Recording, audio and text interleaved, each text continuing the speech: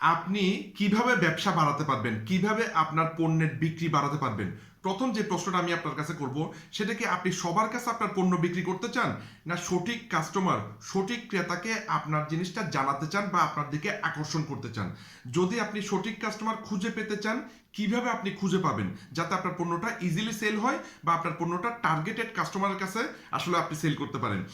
পাঁচটি পরামর্শ আমি আপনার সাথে শেয়ার করব। এক নম্বর যে পরামর্শ, সেটা হচ্ছে আসলে আপনার প্রোডাক্ট কোন সমস্যার সমাধান করে বা মার্কেটে মানে কোন প্রবলেমটার সমাধান করে সেটা আপনি সঠিকভাবে জেনে নিন। দ্বিতীয় যে বিষয়টা, আপনি যে সমস্যার সমাধান করে সেই বিষয়ে আপনি কন্টেন্ট তৈরি করেন, হ্যাঁ, যাতে সঠিকভাবে মানুষ বুঝতে পারে বিষয়টা, হ্যাঁ, পণ্যের উপকারিতা বুঝতে পারে।